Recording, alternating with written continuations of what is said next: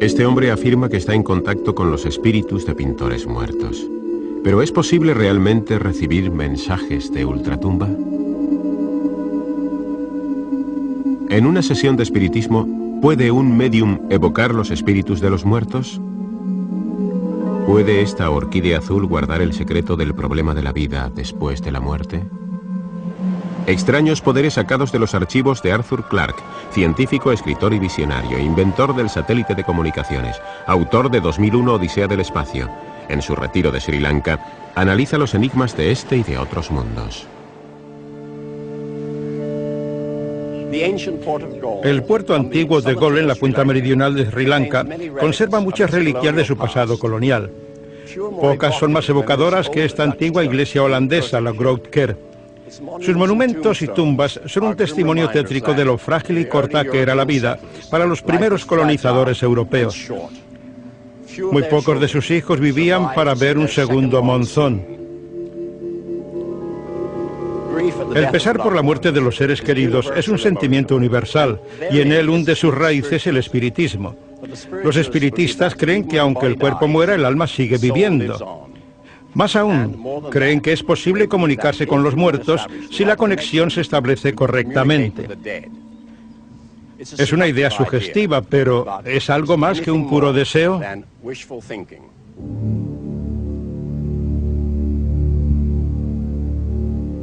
Extraños poderes, por Arthur C. Clarke.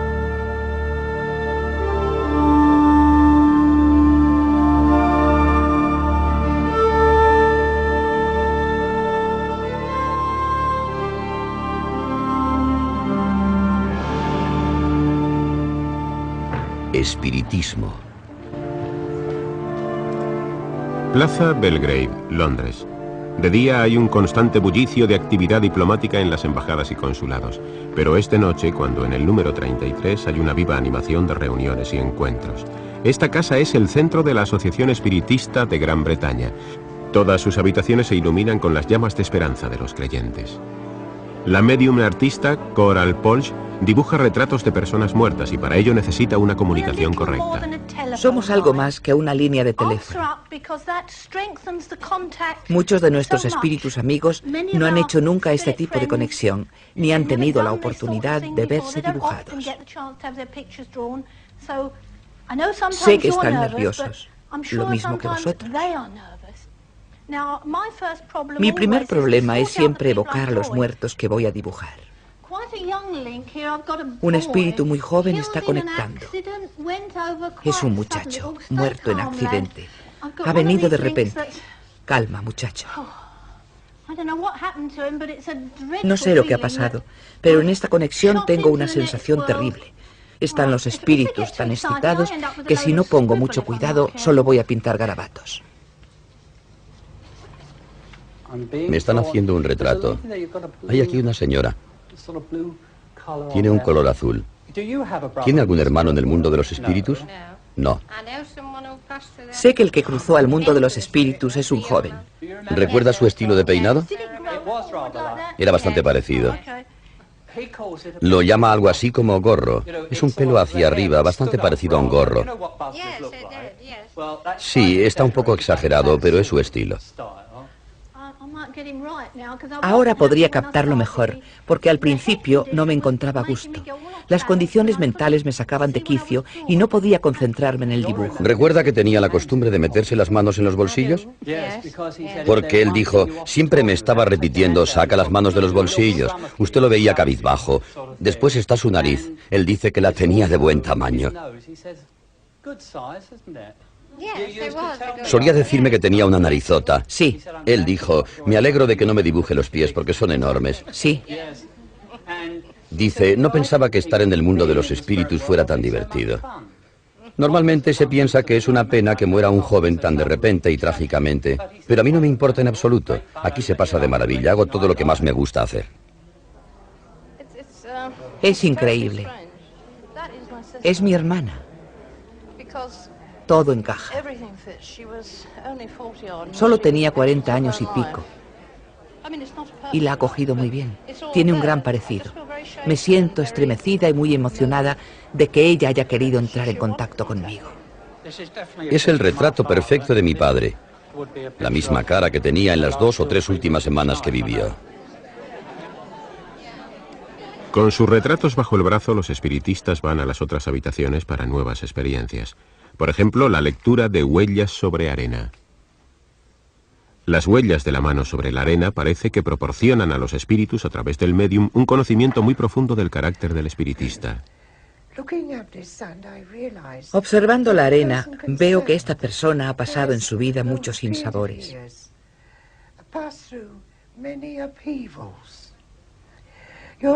Tus marcas señalan que has sido siempre muy dominante, obstinada y con muy mal genio. Hasta las flores parece que son, para los espíritus, un medio de conocer secretos. Voy a explicar un poco lo que me dice esta hoja. Veo que usted tiene un sentido muy fino del humor. Puede hacer reír a cualquiera que se encuentre incómodo o nervioso y puede hacerle hablar con mucha naturalidad.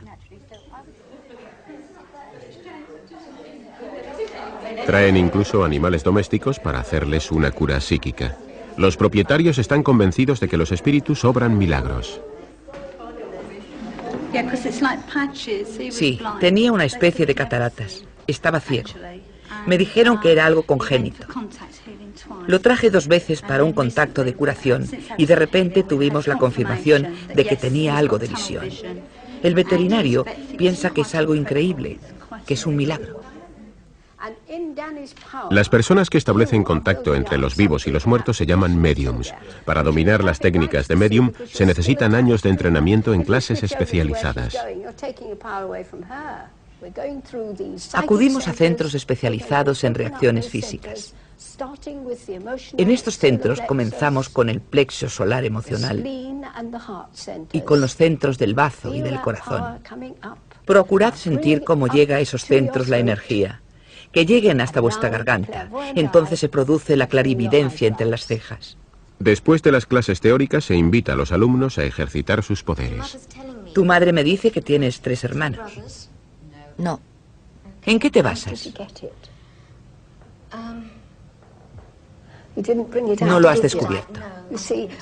Tienes que aceptarlo, amiga. Si alguna vez surge un error, es una señal de que no has usado el mecanismo adecuadamente y de que ha habido alguna interferencia mental o cosa parecida. Pero no lo dejes pasar. Vuelve otra vez.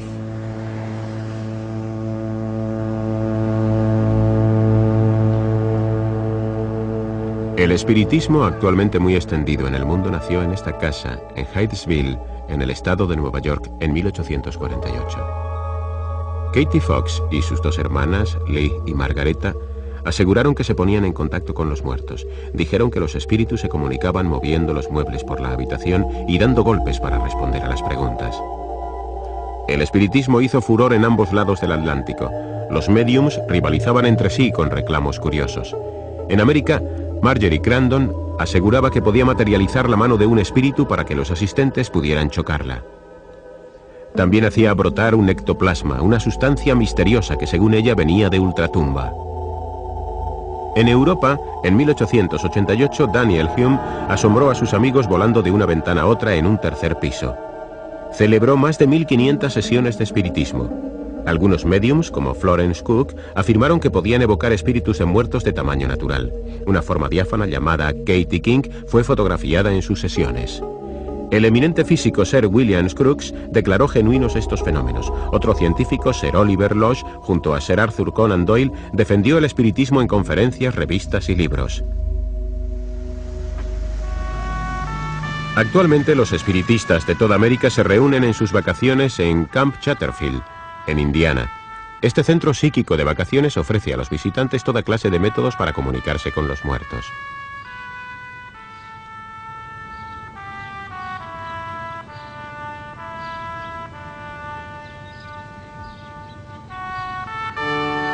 En el museo y en la galería de arte hay una serie de tesoros que al parecer proceden de ultratumba, incluyendo un cuadro que pinta la vida después de la muerte. Afirman que estas joyas y puntas de lanza son regalos de los espíritus. Aquí hay todo lo que un espiritista en vacaciones puede desear. La directora del centro es Louise Irvin. Los espiritistas esperan tener reuniones familiares con el cuerpo físico sin él. Siguen reuniéndose en este ambiente espléndido de vacaciones y consideran estas reuniones familiares del mismo tipo que las restantes familias del mundo celebran en un parque, en un lago o en cualquier otro sitio. Las familias se reúnen aunque sus miembros tengan que recorrer grandes distancias. Lo mismo hacen los espiritistas aquí. Se reúnen las familias en cuerpo físico o en espíritu. Muchos afirman que aquí sienten como si perdiesen un gran peso y una gran carga. Se sienten como una nube vaporosa. Se encuentran en un lugar como no hay otro sobre la tierra. Es un lugar santificado, un lugar sagrado.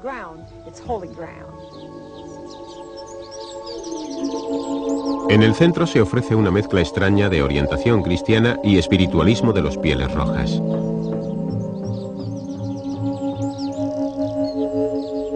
Resulta emocionante el momento en que los visitantes oyen a sus parientes muertos. Un día, durante una tormenta, las vibraciones eran muy altas, porque la energía de los dos mundos debe entonces estar muy cerca. Ese día mi tía, que acababa de fallecer hacía 6 meses, se puso en contacto conmigo. Yo me estremecí y no podía hablarle. Lo único que decía era, "Oh". Ella repetía la palabra para mí y de repente me dijo, "Jimmy, ¿no sabes quién soy?". Yo le contesté, "No". Ella me dijo, "Soy tu tía Mircel". Yo le hablé un poco y ella me contó lo bien que estaba en el otro mundo. Fue para mí una experiencia fantástica y me elevó la moral. Este psicólogo brasileño afirma que al ponerse en trance entra en contacto directo con los espíritus de grandes pintores del pasado. Se convierte en un maestro antiguo en cuestión de minutos. Asegura que Van Gogh pinta a través de sus dedos.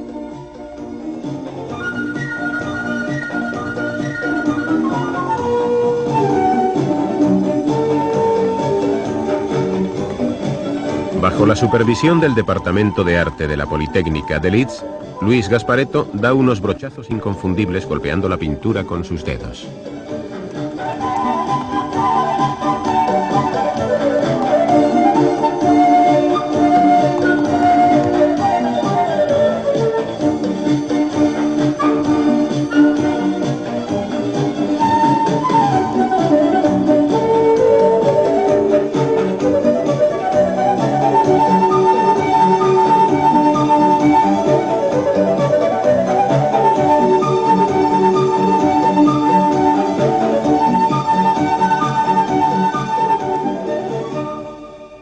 El estilo de sus pinturas cambia según el estilo de la música.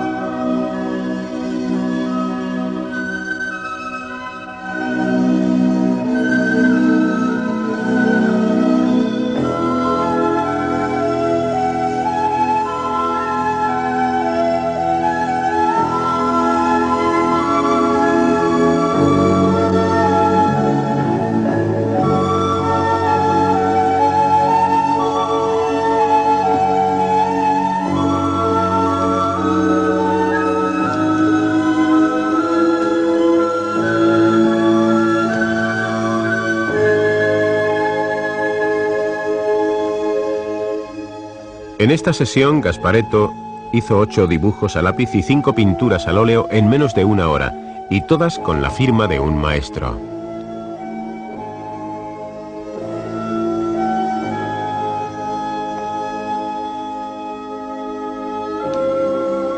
¿Pero convencen estas pinturas a los expertos?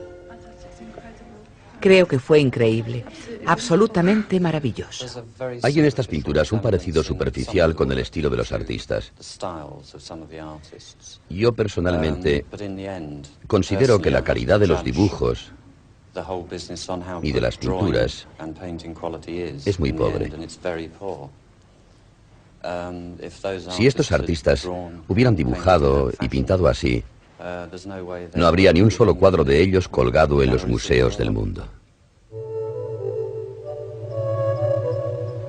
La maestra jubilada Stella Horrocks también asegura que se pone en comunicación creativa con los muertos. En su caso, los espíritus escriben a través de ella. Estoy en contacto con más de 200 espíritus actualmente. Algunos vienen y se van. Tienen que pensar que los muertos no se quedan muertos siempre. Algunos renacen inmediatamente. Mi tío ha muerto este fin de semana. Lo entierran hoy. Mi tía Janet se puso en contacto conmigo después de su funeral. Pero no solamente se pone en contacto con sus parientes. Entre sus contactos hay una multitud de gente famosa. Al parecer son capaces de escribir con más velocidad a través de Stella de lo que lo hicieron en vida. De la pluma de Stella surgen cartas, diarios y libros, cada uno con escritura diferente, de Virginia Woolf, John Kennedy y de Jane Austen. Van a una velocidad terrorífica. Cuando se puso en contacto conmigo Jane Austen, conté 2000 palabras en una hora. No me lo podía creer. David Niven entró en contacto conmigo este año. Noel Coward me visita con regularidad. Y tengo autores preferidos como Charles Dickens y Somerset Maugham. Ha escrito un libro llamado La araña de la guerra. Es un autor muy interesado en la guerra. Hizo obras de espionaje y creo que tiene 4 historias de guerra. Noel penetra en el papel con su pluma. Todos tienen toques diferentes. Otro de los autores que la visitan es Thomas Hardy. Pero a pesar de los esfuerzos de Stella, hasta ahora no ha habido ningún bestseller entre los volúmenes dictados por los muertos. Bien, es evidente que hay en estos fenómenos un poder misterioso, pero estas creaciones de segunda mano son sombras pálidas de las creaciones artísticas originales. Casi nos sugieren que aunque sobrevivamos a la muerte, no sobreviven nuestras habilidades. Como escritor no estoy preparado para aceptar estos planteamientos. Lo que más me deprime de las afirmaciones de los espiritistas es que, con mucha frecuencia, resultan ser una estafa. El espiritismo se vio envuelto en fraudes desde su nacimiento. Margaretta Fox, una de las hermanas fundadoras, confesó en 1888 que simulaba los golpes de los espíritus golpeando con sus pies. Hubo casos escandalosos en los tribunales. Henry Cavendish demandó a 3 charlatanes la devolución de 40 millones de pesetas. Muchos médiums fueron sorprendidos utilizando artilugios para evocar a los espíritus. Mr. Eldred tenía escondidos todos los accesorios necesarios para sus espectaculares sesiones de espiritismo hasta que fue desenmascarado en 1903. El gran mago Harry Houdini luchó incansablemente contra los charlatanes del mundo del espiritismo. Se valía de su experiencia como mago para desenmascarar sus trucos. En 1944, la médium escocesa Helen Duncan fue encarcelada por fraude. Los escépticos decían que sus espíritus estaban hechos de cartón, perchas y viejos vestidos. Hasta el Centro Espiritista de Chesterfield fue objeto de escándalos. En 1960, el Psychic Observer sufrió un revés bochornoso. Se había descubierto un fraude en el centro. El editor Tom O'Neill tuvo la idea de usar una cámara infrarroja para demostrar que la materialización de los espíritus era auténtica. Esta idea fue muy bien acogida por las autoridades del centro, pero para espanto de todos la película demostró claramente que los espíritus estaban muy lejos de los muertos. Las formas misteriosas eran realmente personas conocidas del centro disfrazadas con gasas.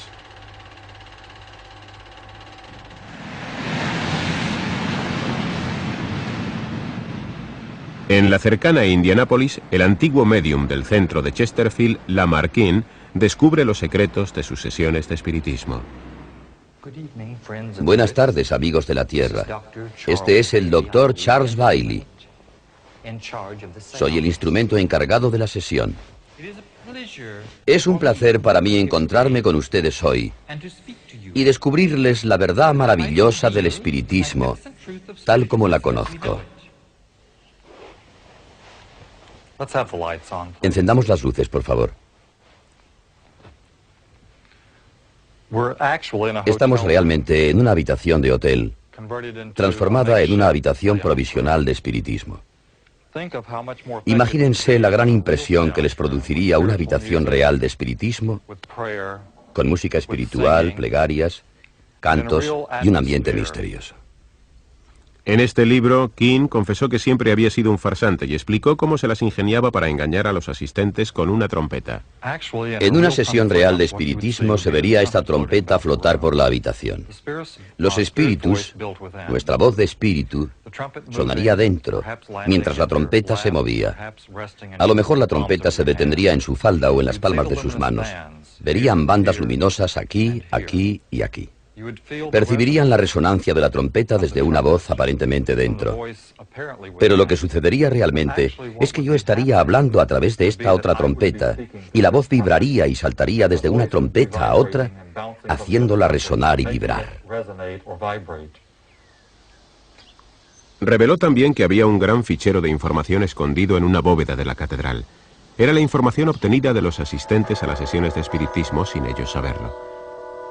Después, los visitantes se asombrarían del conocimiento de los médiums. Estos trucos le proporcionaron ganancias fantásticas. He hecho mucho dinero. No tenía tiempo para contarlo. A veces, al terminar las sesiones, me iba con una maleta llena de dinero.